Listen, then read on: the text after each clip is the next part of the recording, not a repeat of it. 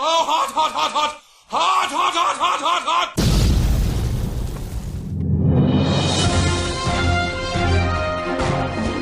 Hot topic.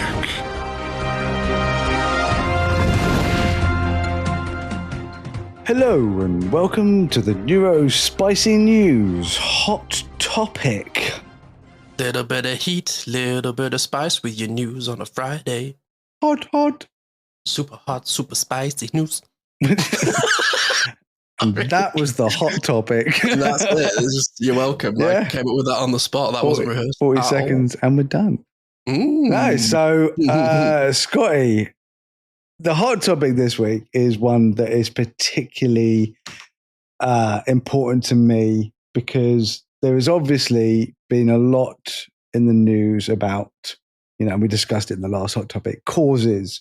Oh, yeah, just a bit. Causes of autism. So right off the bat, what I wanted to say was the idea of saying there's a cause is one suggesting that it's a problem for everyone, like across the board, because being autistic is a big problem for a lot of people.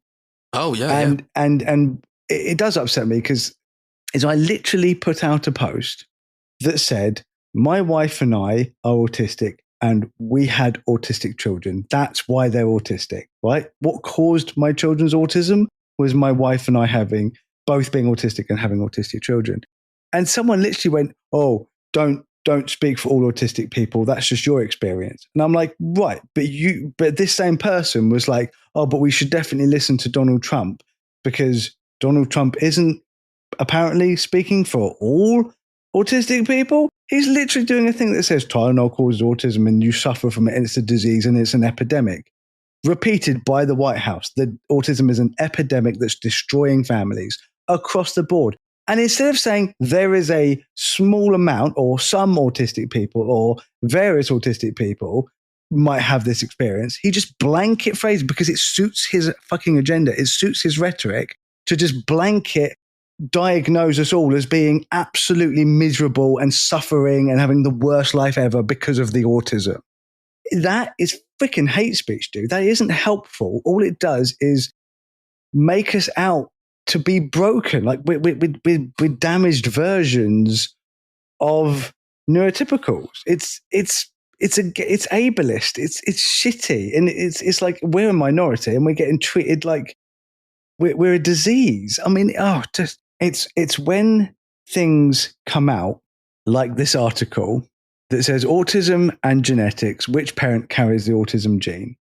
This article came out 3 months ago and it absolutely goes along with what I'm saying, right? What everybody I know says, right?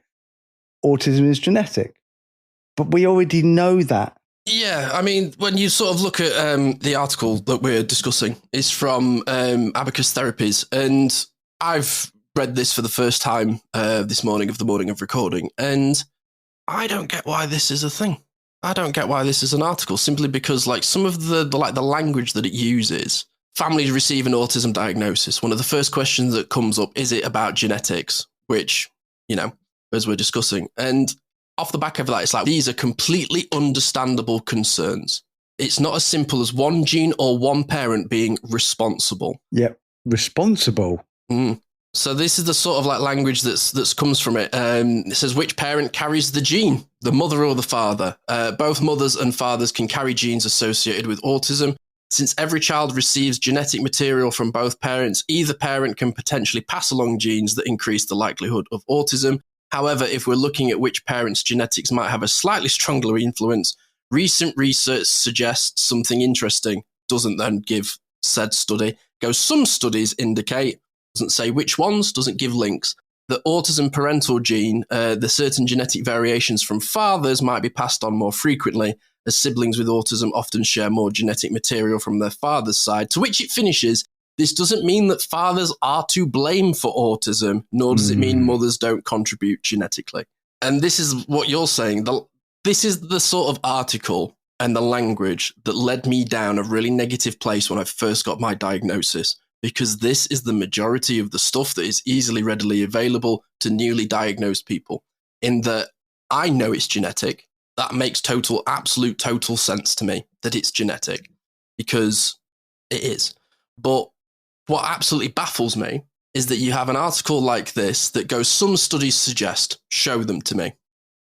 No links, nothing, no information.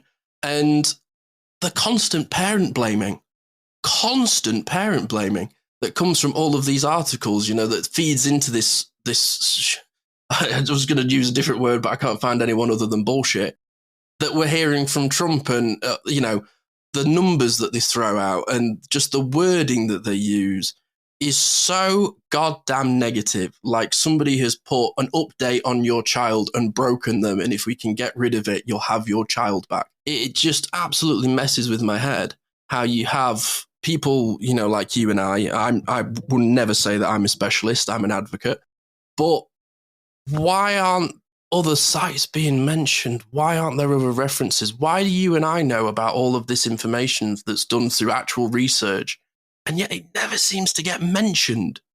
It's just paved over as but don't worry, we'll fix them. I have lots of discussions with Sylvia about these sorts of things. I think there's two types of science. I mean, not in general, but like that people listen to. It's scientific research that is backed up by peer reviews and decades of research and studies that are done on huge amounts of people or involving huge amounts of people. And then there's pseudoscience or Facebook science. Facebook science is a very good way of labeling this. Yeah. It's a headline on an article that talks about a study.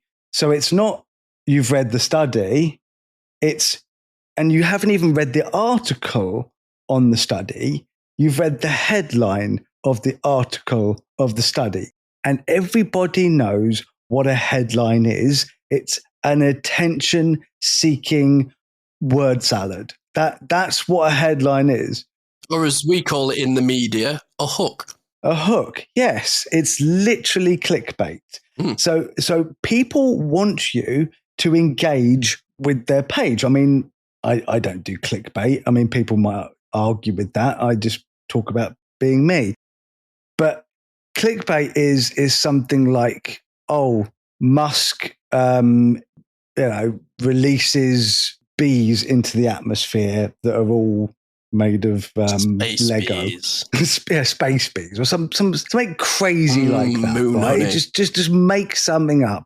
And the article would be like, there's a possibility that this thing is in the works that might happen, or he's mentioned it in blah, blah, blah. Hypothetically, metaphorically speaking. But then you actually go to the source of it, which was Musk talking on a podcast that we need more bees, and that episode of Black Mirror where they made robot bees was actually a really good idea, and he'd love to be able to do that. It's a very Musk thing to watch an episode of Black Mirror and go, that's a good idea.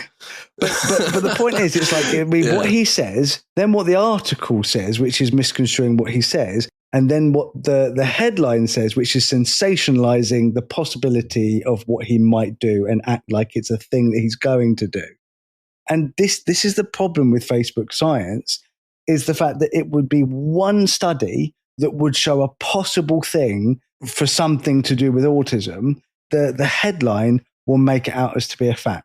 And then people will be like, that's a fact. And then what they do, they'll go online and they'll be like, this study shows this. And it's like, well, actually, if you read the study, it hasn't been peer reviewed. It will also say within it that further studies are needed. There are so many autism studies that I get sent that I actually read through, and nearly every single one of them that are done by a reputable organization will say further studies needed, more information needed, possible link. But that's not sensational. You need to sensationalize this. And the problem is that everybody then repeats the sensationalism and not the facts. but then they'll call that research. Yeah, and this is the thing that I find so frustrating as well. And I read all sorts of articles, mostly sport, because they're my special interests. And the amount of times I will see super sensationalist headlines around nothing, absolutely nothing. And 9 times out of 10, I will click on an article with a sensational headline, and it will be quoting another article that I have actually read. And I'll go, that had nothing to do with what actually was said in that article. It's like taking a punchline from a stand-up that tells a 10-minute joke and going, they said this. Go, you've taken the entire context out, you've taken the meaning out, you've taken the environment out, you've taken absolutely everything out that can create a factual result. What you've just done is you've just taken hyperbole and spouted it as fact, which is what we were talking about last week. Here's a perfect example of people trying to make something out of nothing is with the whole Tylenol thing, is that there was that one Cambridge study that suggested a possible link, right? And then obviously sensationalized by Trump and his cronies. But someone did like a screenshot of collage of articles and said, look, all these different articles are showing that there's a link between Tylenol and autism. But when you actually like looked at each article, they were all quoting the same study. And I'm like, well, you can have 100 articles that say that autism is caused by Tylenol, but that doesn't make it true, because if it's based on one study that says there's a possibility and more research is needed, all those articles are meaningless because it's all Chinese whispers, isn't it? It's eventually we'll get to the truth, but that truth is misconstrued because so many people have messed around with it. I am getting sick to death of reading articles based off sensationalist headlines, and then when I get into it, they're quoting people's tweets. They're not quoting research, they're not quoting fact, they're quoting other opinion pieces and reposting them as if they're fact. And every single time I look at any of these posts, I go, well, I can see why you've posted that because I'm now reading it.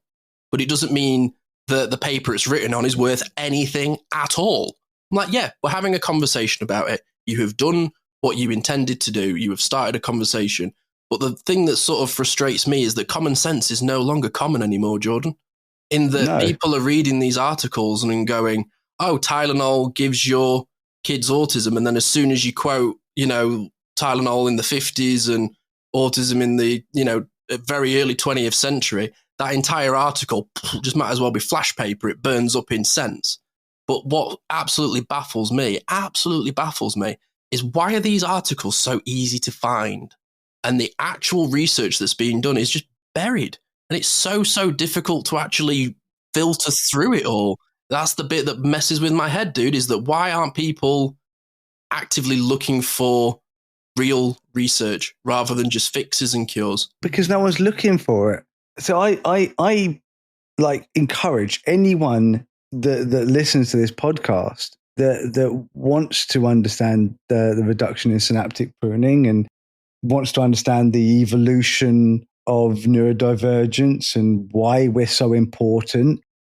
I didn't make this up. It's not like when my idea of autism was very much in line with RFK's idea of what all autism is, 10 years ago. Yeah, as was mine. My opinion could not be any more different now that I actually know what I know.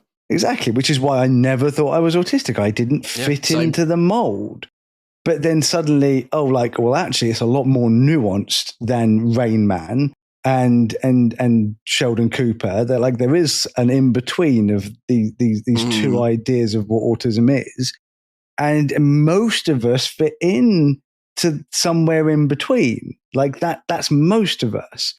And this is what I was saying, is that the minority of neurodivergent people have severe impairments, have high support, the higher support needs, right? That is actually, that's a minority of us. The majority of us are somewhere in the middle. The majority of us are undiagnosed. And that's how I know. because we're already, if you look at the stats, it's more now because of our understanding and our knowledge and the ability of being able to get diagnosed. The umbrella term of autism, it's more people who are lower support needs, because I still need support with a lot of things. Yes, same. But in comparison, and I really hate this phrase, but this is so people can understand it, the classically high functioning of us, we are the majority. That's the point. So if we're already the majority of what autism is, think how much more of a majority we are for, like we discussed on the topic a couple of weeks ago, 90%, just in this country, 90% of adults over 40, so that's me and all my friends, except my parents and your parents, and are undiagnosed. In other words, they haven't even tried to get a diagnosis, or they're on the list. And remember, the lists are long, and even for Right to Choose, just for RTN, 7,000 people are just with RTN. So that's 7,000 potentially, because not everyone who goes for assessment is going to reach the criteria or is autistic at all. But there are potentially 90% of adults who could reach the criteria for an autism diagnosis who are undiagnosed. Now, if you are at the level enough that you've got to the age of 40 and you haven't already got a diagnosis, that means that you're not impaired enough to realize that you were autistic when you were a kid. Oh, my family would never have known. My dad's run a business. My mum has been a care nurse. They never would have known they were neurodivergent if I hadn't got a diagnosis. Exactly. So the people that are blanket labeled as autistic, the people that can't do this or can't do that, or, the families, and some families do suffer. Some autistic people do suffer with impairment. But again, that's up to them to tell us. Tell us, yeah. I'm not going to tell them they suffer. If they tell me, then I'll be like, yeah, you suffer because you just told me. So absolutely, if there are families out there that say we suffer because we're autistic, I'll be like, that's terrible. Like, how can we help you? How can we help you? But if you are talking about all autistic people and you are only quoting or only looking at the minority of that autistic demographic, and then saying, but that's all of you, that's insane. Because you're essentially forgetting that you and I, Scotty, are autistic.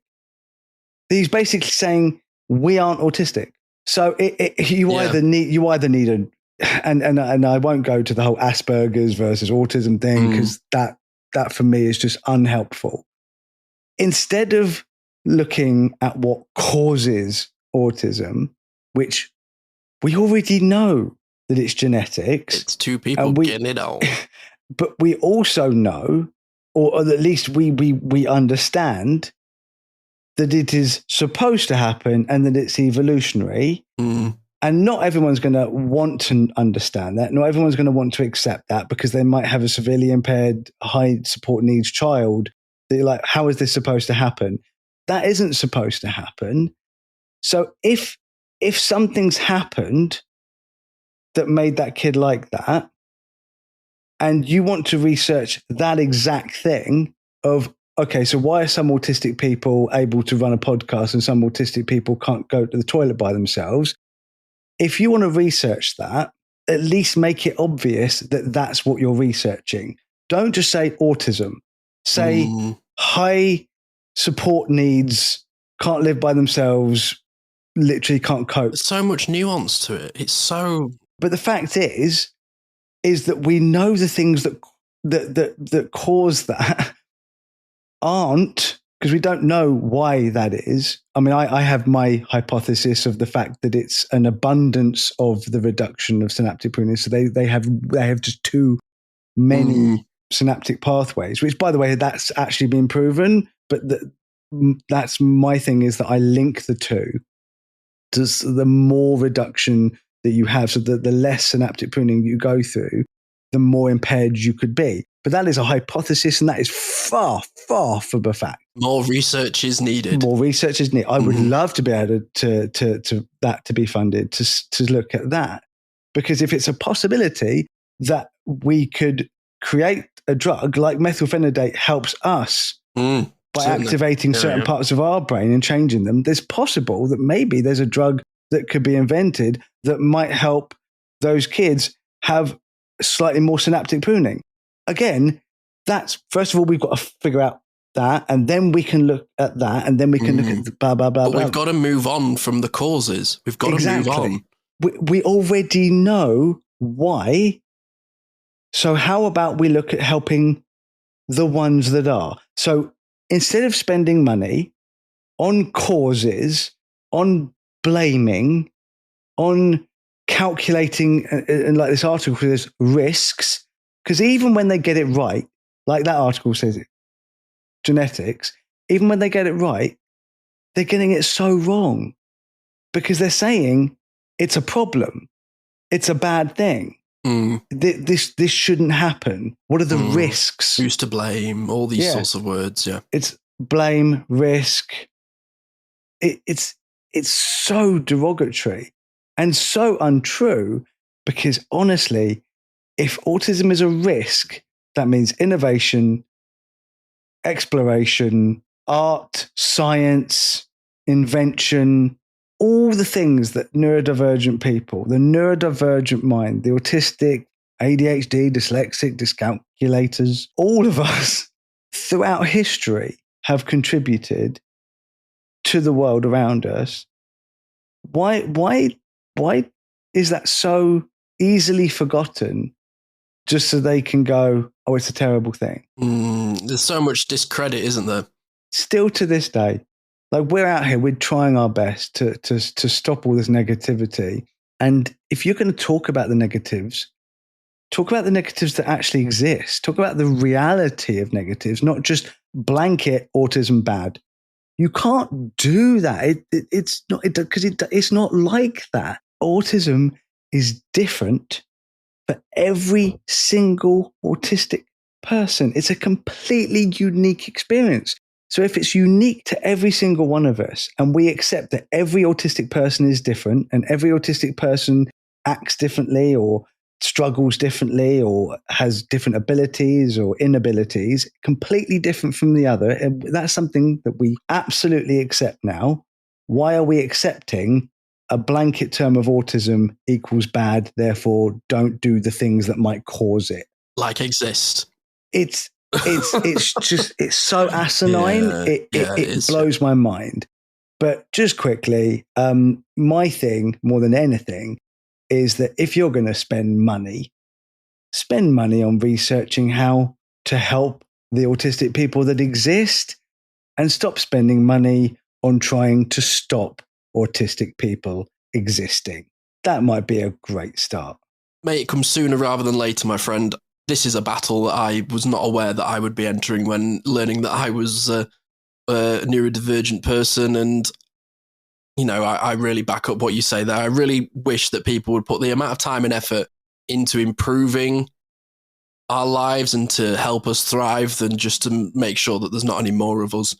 It really is a frightening time out there. So off the back of this episode, everybody, be careful what you read out there. Don't take everything for granted. Do your research. Really dig into these articles, because there is so much hyperbole out there that is just trying to get you to click, click, click. And we are deep data gatherers. That's who we are as a people.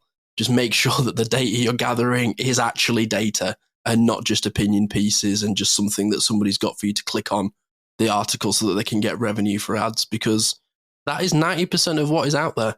So thank you very much for tuning in. This has been your hot topic this week. We will be back with another one, with another episode rocking up on Thursday. As always, everybody, be careful what you read out there. Be kind to yourself. Be safe. Nightly bye. Thanks for tuning in to the Neurodivergent Experience.